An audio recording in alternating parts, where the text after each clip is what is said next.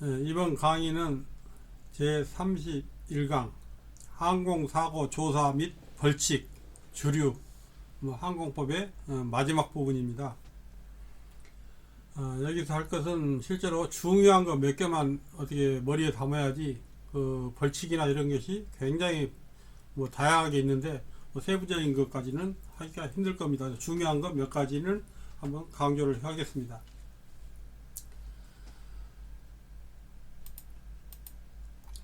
항공안전법 제60조 사실조사라는 게 있는데, 국토교통부 장관은 항공안전 의무 보고를 받은 경우 이에 대한 사실 여부와 이에 관한 위반 사항 등을 파악하기 위한 조사를 할 수 있다. 이것은 어떻게 보면 크게 우리하고 관계는 없는 겁니다. 없는 거지만은 아무튼 사실조사는 할 수 있다.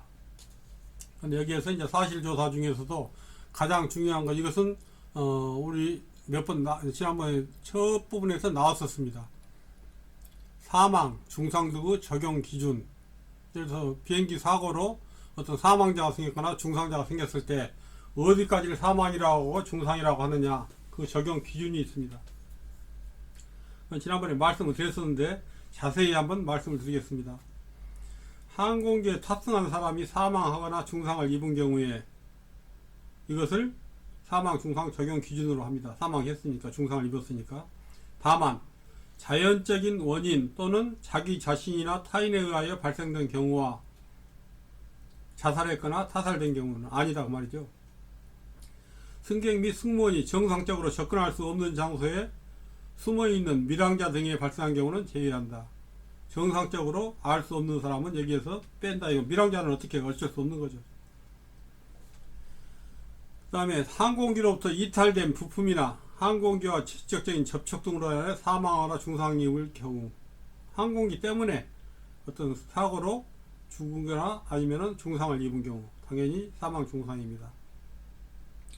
그 다음에 항공기 발동기 흡입 또는 후류로 인하여 제트기류나 아니면 프로펠러 이런 쪽으로 사망하거나 중상을 입은 경우, 이런 경우들이 전부 사망 중상이 된다 이겁니다. 다시 한번 반복하면은 탑승한 사람이 탑승을 해가지고 사망이나 중상을 입었거나 이탈된 항공기 이탈된 부품에 의해서 맞아서 사망이나 중상했거나 아니면은 항공기 발동기 흡입이나 후류 프로펠러에 어디 다쳤거나 사망 중상 이런 경우는 되는데, 자연적인 원인으로 지병으로 죽었거나 아니면 또 자기들끼리 싸우다 죽었거나 아니면 밀항자 승무원들이 정상적으로 확인할 수 없는 그런 사람들은 아니다. 그럼 여기서 사망 중상의 적용 기준이 있는데, 이제는 행방불명은 어떻게 찾냐? 행방불명은 항공기나 경량 항공기 이런 데 있던 사람이, 안에 있던 사람이 항공기 사고나 경량 항공기 사고 이런 걸로 해가지고 1년간 생사가 분명하지 않을 때는 행방불명이다. 1년간 그냥 바로 안 보인다는 상황이 아니라 1년 동안 찾아보고 그때까지 안 되면은 행방불명으로 됩니다. 그 다음 사람은 사망이나 중상에 대한 적용 기준을 어떻게 하냐? 예를 들어 탑승한 사람이 사망이나 중상을 입은 경우에는 바로 적용을 하는데, 좀 전에 말했죠. 자연적인 원인이나 아니면 자살, 타살 이런 경우는 아니다 했죠. 방금 설명했던 거니까 각자 앞선 비행기하고 직접 관계되는 것만 된다 이겁니다. 두 번째, 사망 중상의 적용 기준이었고, 이제는 범위. 항공기 사고에서 사망은 실제로 사고가 발생한 날부터 30일 이내에 그 사고로 사망한 경우를 포함한다. 다쳐가지고 30일 이내에 죽었을 때 사망이다. 그런데 다치긴 다치지만은 한 몇 달, 6개월 뒤에 아니면 1년 뒤에 거기는 아니다 이 말입니다. 30일 이내에 사망한 경우. 그 다음에 중상은 어떻게 다니냐? 중상은 사고가 나가지고 입은 날로부터 7일 이내에 48시간 이상 초과하는 입원 치료가 필요한 부상을 중상이라고 합니다. 부상을 입은 날로부터 7일 이내에 48시간 이상 입원 치료가 필요한 부상, 또는 골절, 뼈가 부러진 경우. 근데 여기서 약한 것은 제외합니다. 어떻게냐? 콧뼈가 부러졌거나, 콧뼈는 굉장히 약하니까 손가락이 좀 부러졌거나 발가락 이런 간단한 골절은 중상이라고 하지 않습니다. 완전히 큰 뼈가 부러진 경우, 또는 열상이라는 게 뭡니까? 찢어진 경우죠. 이런 경우에 열상으로 인한 심한 출혈이나 신경, 근육, 힘줄이 손상된 경우도 중상으로 봅니다. 또는 항공기 사고로 불이 났을 때 2도나 3도 화상 또는 신체 표면에 5%를 초과하는 화상을 입었을 때 이런 경우도 중상으로 봅니다. 근데 여기서 중상인데 여기서 5% 초과했던 간에 바로 뭐 태어나거나 하면 안 되고, 화상을 입은 날로부터 7일 이내에 48시간을 초과하는 입원 치료가 필요한 경우, 조금 전에 나왔었죠. 부상을 입하고 7일 이내에 48시간 이상 입원이 필요할 때 그 두 가지 다 똑같습니다. 그다음 내장의 손상, 뭐 내장이라는 건 말 그대로 뭐 뱃속에 있는 거니까 기피 자체성의 중상이죠. 그 다음에는 전염 물질이나 유해 방사선에 노출된 사실이 확인된 경우, 이것은 화학적인 어떤 물질이나 전염 물질 이런 거니까 이런 건 중상으로 본다, 그런 내용입니다. 그 다음에 299조 경량항공기 사고 보고. 그러면 여기서 지방항공청장한테 사고를 일으킨 사람은 조종사나 아니면 소유자가 보고를 하는데 뭘 하냐, 그 조종사 및 항공기 소유자 성명이나 명칭, 사고가 발생한 장소나 날짜, 사고 낸 경량항공기 종류, 등록부, 사고 경위, 사람의 어떤 사상이나 물건이 어떻게 얼마만큼 파손됐는가, 또는 사상자 성명, 인적사항, 뭐 이런 참고가 대한 것들을 전부 보고사항에 넣어야 합니다. 그 다음에 항행 중 항공기 위험 발생의 죄. 항행 중에 항공기 위험 발생하면 이것은 죄가 되는데, 예를 들어서 사람이 실제 현존하는 항공기, 그러니까 실제 있는 항공기를 항행 중에 추락시키거나 전복시키거나 파괴한 사람은 사형, 무기징역, 최소한 5년 이상의 징역에 처한다, 이렇게 되어 있습니다. 항공기를 추락시키거나 전복시키거나 파괴한 사람은 최소 5년, 그러면 무기징역, 사형을 시킨다, 그 말이죠. 여기서 말하면 138조인데 140조에서는 죄를 지었다. 140조 죄는 뭐냐면 항공상 위험 발생이 140조입니다. 죄를 지은 사람이 또 똑같이 이런 한 사람은 똑같이 5년 이상 징역에 처한다. 뭐 무기징역이나 방금 말했죠. 그다음에 139조 항행 중 항공기 위험 발생으로 인한 치사나 치상의 죄는 이런 식으로 갖고 사상에 이르게 한 사람은 사형, 무기징역 또는 7년 이상 징역, 이렇게 되어 있습니다. 항행 중에 항공기 위험 발생으로 인해서 사람을 다치게 하거나 사망하게 되는 경우에는 최소 7년 무기징역, 사형. 자, 140조 뭐 얘기하면서도 그냥 이상하네요. 사형이고 무기징역이고 그러니까. 자, 140조는 항공상 위험 발생의 죄인데 비행장이나 이착륙장, 공항시설, 항행 안전시설을 파손하거나 그 밖의 방법으로 항공상 위험을 발생시킨 사람은 10년 이하의 징역에 처한다.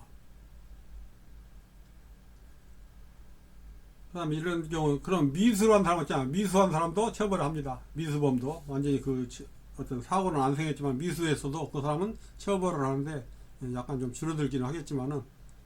142조 기장 등의 탑승자 권리 행사 방해 죄. 직권을 남용해서 항공기 안에 있는 사람에게 그의 의무가 아닌 일을 시키거나 권리 행사를 방해한 기장이나 조종사는 1년 이상 10년 이하의 징역에 처한다. 자기 의무가 아닌, 자기 임무 아닌 일을 시킨 사람은, 시킨 이제 어떤 기장, 그런 사람들은 1년 이상 10년 이하 징역에 처한다. 뭐 기장이라 해서 무조건 다 하라 하고 그런 건 아니다, 이겁니다. 자기 일만 하면 되는 거죠. 폭력 행사에서 그런 식으로 죄를 지은 사람은 3년 이하 15년 이하, 3년 이상 15년 이하. 정상적으로 말로 한 경우는 1년 10년인데 폭력으로 한 경우는 3년에서 15년. 그 다음에 143조 뭐 이거 몇 번 나왔던 것 같은데, 항공기 기장의 항공기 이탈죄. 운항 중에 위난 발생 시 재난이나 위험한 일이 발생했을 때 기장의 권한과 의무를 위반하여 항공기를 떠난 기장은 5년 이하의 징역에 처한다. 5년 이하 별로 아닌 것 같네요. 그 다음에 144조 가망 증명을 받지 아니한 항공기 사용 등의 죄. 이런 경우는 대개 3년 이하 5천만원 이하 벌금입니다. 가망 증명이나 소음 증명을 받지 아니하거나 이런 식으로 취소된 것, 정지된 항공기를 운항하면은 3년 이하 징역이나 5천만원. 기술 표준품 형식 승인을 받지 아니한 것을 제작 판매하는 사람 또는 사용한 사람, 그것도 마찬가지. 제작 증명을 받지 않은 부품을 사용한 사람, 수리 개조 승인을 받지 않은 것을 또 사용한 사람, 가망성 확인을 안 받고 운항한 사람, 이런 사람들 전부 3년 이하 징역 또는 5천만원 이하 벌금이 됩니다. 146조, 이것도 가끔 시험에 나옵니다. 주류는 여러분 다 외웠죠? 이제 0.02% 앞뒤 볼 거 없이. 이런 경우에는 예를 들어서 3년 이하 징역 또는 3천만원 이하의 벌금인데, 주류 영향으로 항공 업무를 정상으로 수행할 수 없는데 한 사람, 마찬가지. 또는 업무에 종사하는 중에 주류를 섭취하거나 사용한 종사자 또는 객실 승무원, 또는 거꾸로 아니라 여기에 붙여서 측정에 응하지 않은 사람도 마찬가지입니다. 측정에 응하지 아니한 항공 종사자나 객실 승무원도 마찬가지 3년 이하 징역 또는 3천만원 이하 벌금입니다. 그 다음 148조 무자격자가 종사하는 경우는 어떠냐. 예를 들어서 경량 항공기 면허는 있지만은 자기 해당이 아닌 다른 종류의 경량 항공기, 그것도 무자격자나 똑같습니다. 이런 경우는 2년 이하 2천만원 벌금입니다. 자격증명을 받지 않고 종사하는 사람이나 또 다른 종류를 업무를 한 사람, 또는 혈역정지를 위반한 사람, 또는 이것은 이제 우리와 관계없지만 항공영어 구술 능력이라는 게 있습니다. 이럴 때는 두 나라 이상을 운항하는 항공기의 승무원들은 항공영어 구술 능력 증명을 받아야 합니다. 그 다음 149조 과실에 따른 항공상 위험 발생의 죄가 있는데, 과실로 항공기나 공항시설 이런 경우를 파손하거나 위험 발생하거나 추락, 전복, 파괴한 사람은 1년 이하 징역 또는 1천만원 이하 벌금에 처한다. 아무튼 어떻게 보면 더 많고 크고가 줄어든 거예요. 뒷박주인 같은데 나름대로 어떤 기준이 있을 겁니다. 150조 표시를 안 한 경우. 무표시 죄는 항공기 국적 등을 표시하지 아니하거나 또는 거짓으로 표시한 경우, 그래가지고 운항한 사람은 1년 이하 징역 또는 1천만원 이하 벌금에 처한다. 153조 무선 설비 등의 미설치 운영. 무선 설비를 안 가지고 한 사람은 2천만원 이하 벌금. 그 다음에 무허가 운송물, 위험물 운송의 죄, 이런 경우는 2천만원 이하. 그 다음에 158조 기장 등의 보고 의무 위반, 500만원 이하 벌금입니다. 항공기 사고나 준사고, 안전장애를 보고 안 하거나 아니면 거짓으로 보고하거나, 또는 승인 안 받고 항공기를 출발시키거나 비행계획을 마음대로 바꾸거나, 이런 사람들, 기장들이 잘못한 경우는 500만원 이하. 그 다음에 경량 항공기 불법 사용, 이런 경우는 3년 이하 징역 또는 3천만원 이하 벌금인데, 주류 등 영향으로 정상 수행할 수 없는 경우, 술 마시고 비행한 사람, 또는 비행하는 중에 술을 마신 사람, 또는 측정의 요구에 응하지 않은 사람, 이런 사람들은 3년 이하 3천만원입니다. 그 다음에 경량 항공기 조정 업무 외의 업무를 한 사람은 2년 이하 2천만원이고, 또 안정성 인증을 안 받고 경량 항공기 사용한 사람은 1년 이하 1천만원. 그 외에도 나왔던 거, 자격증명 안 받고 사용한 경우, 등록을 안 하고 한 경우, 국적 표시를 안 하거나, 그것은 뭐 똑같습니다. 무선 설비를 안 하거나 한 경우도 500만원이고, 예를 들어서 경량 항공기를 사용해서 이착륙정사가 아닌 곳에 이착륙한 사람은 300만원, 통제 공역에서 비행해도 300만원, 뭐 이런 것들이 벌칙입니다. 다양하게 있는데, 아무튼 여러분 귀에 들어온 것만 기억하시고 그냥 잊어도 됩니다. 큰 것만 생각하시면 될 것 같습니다. 그 다음에 보면은 지난번에 했던 항공안전 의무 보고 같은 거 있었고, 또는 의무보고가 아니면 자율보고 뭐 그런 것들이 있었습니다. 의무보고라는 것은 항공사고를 발생시켰거나 발생한 것을 알게 된 항공 종사자 등 그런 사람들이 의무보고를 해야 하고, 또는 이제 준사고도 마찬가지죠. 항공기 사고, 준사고 또는 항공안전장애 이런 것 담당자들은 의무적으로 보고를 해야 합니다. 또는 여기에서 자율보고는 뭐라 했어요? 32강에서 이제 다음 강에서 자율보고에 대해서 자세히 나올 겁니다. 그 다음에는 68조 항공기 비행 중 금지행위. 금지행위는 여러분 다 알고 있죠. 이제는 국토교통부령으로 정하는 최저 비행고도보다 더 아래에서 비행하는 것. 아래에서 비행하면은 위화감 조성이나 소음도 있지만은 위급시에 안전하게 착륙을 할 수가 없죠. 또는 물건을 투하나 살포하는 경우, 낙하산 내리는 경우, 물론 이런 것은 전부 허가 받으면 관계는 없습니다. 또는 고개 비행을 한 경우, 또 무인 항공기를 허가 안 받고 한 경우, 그 밖에 생명과 재산에 위해를 끼치거나 끼칠 우려가 있는 비행을 하는 사람, 이런 사람들은 전부 처벌을 받을 수 있습니다. 그 다음에 이제 가끔 여기서 이제 답이 우리하고 관계는 없지만은 시험에 나올 수가 있는 것이 뭐냐면은 활공기 등의 예항이라는 게 있습니다. 예항이 뭐냐면은 우리 예인선이라고 들어보셨죠? 바다에서 큰 배를 끌고 가는 거.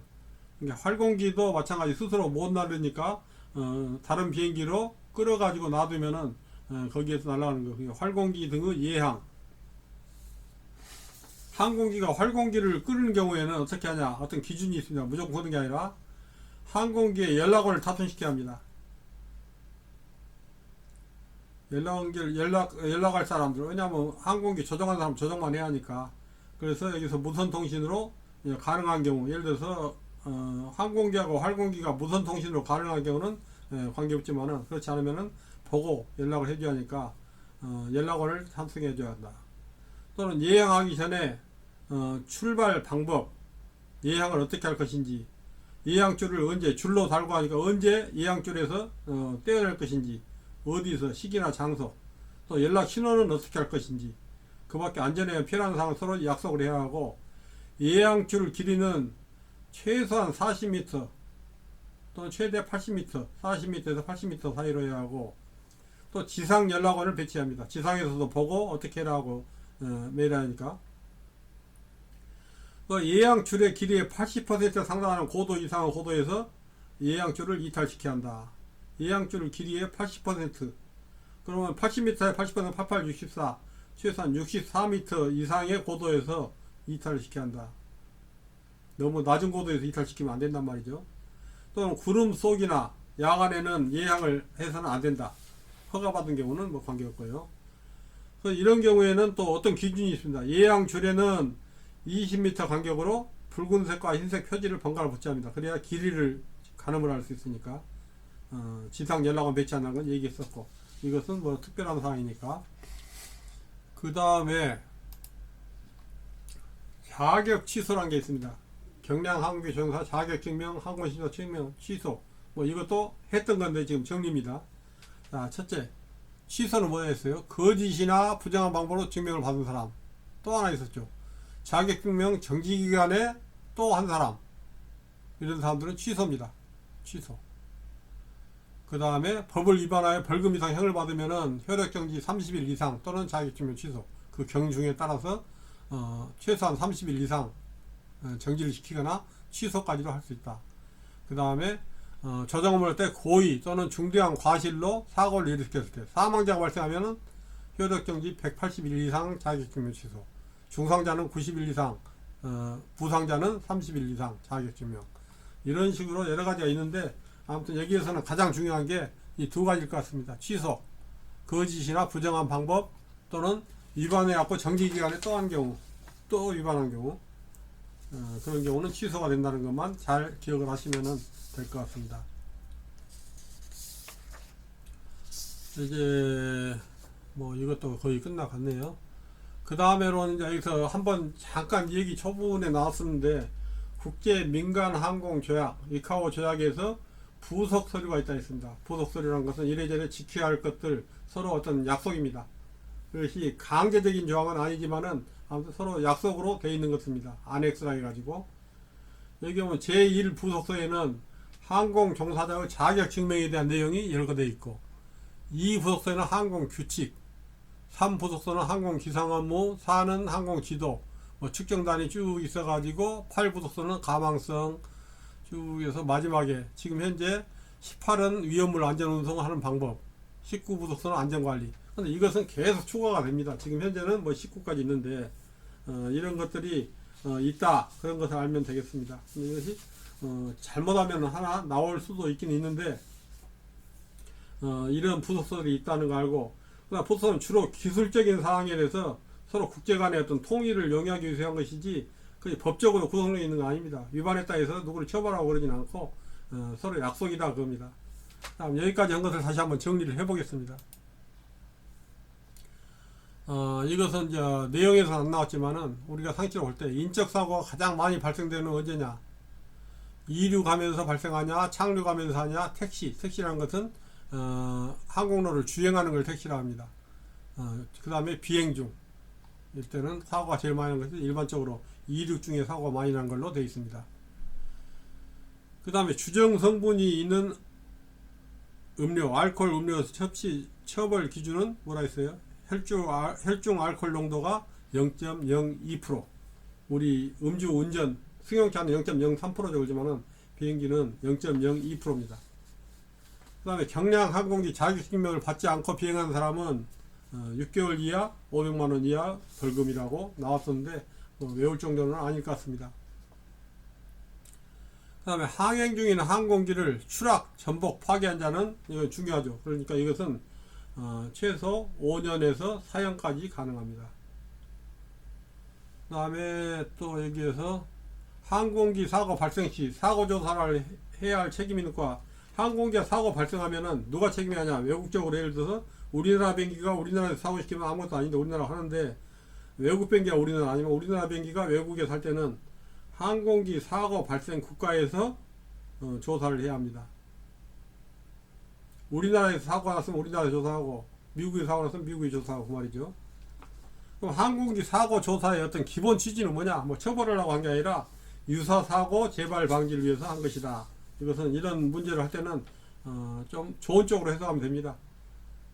항공기 사고 기본 조사가 누굴 처벌하기 위해서가 아니라 유사 사고 재발 방지를 위해서 한다. 항공기 준사고 발생 시 국토교통부 장관에게 그 사실을 보고해야 하는 시기는 뭐냐? 준사고 발생했을 때. 그때는 7일 이내, 3일 이내 아니다 했죠. 즉시라 했죠. 항공기 사고는 전부 즉시입니다. 즉시. 뭐 항공기를 사가지고 이전했다 어쨌다 할 때는 뭐 15일이나 뭐 그런 거 있지만은 사고나 이런 것은 즉시 보고입니다. 변경이나 그런 것은 변경이라는 것이 항로 변경이나 뭐 그런 것들. 그 다음에 조금 전에 나왔던 거 활공기 예항에 관한 사항이 아닌 것은 뭐 예항증 길이는 40에서 80m 한다 나왔었죠. 그 다음에 활공기와 항공기에서 연락원을 배치하고 지상에도 연락원 배치하고 나왔었고, 예항줄 뭐 20m 간격으로 적색 백색으로 표지를 해서 뭐 길이를 가늠해야 하고, 근데 여기서 예항줄 길이에 몇 프로에서 예항줄 이탈시킨다 했죠? 80%라 했죠. 여기 보기에는 75%라고 하는데요. 80% 이상 돼서 해야 한다. 여기까지가 이번 제일 어떻게 머리 아플 것 같은데 머리 안 아프고 끝났네요. 그렇죠? 기억에 남은 것만 외우세요. 기억에 남은 것만. 다 외울 필요는 없습니다. 이걸 많은 걸 못 외우죠. 자, 여기까지 마치겠습니다.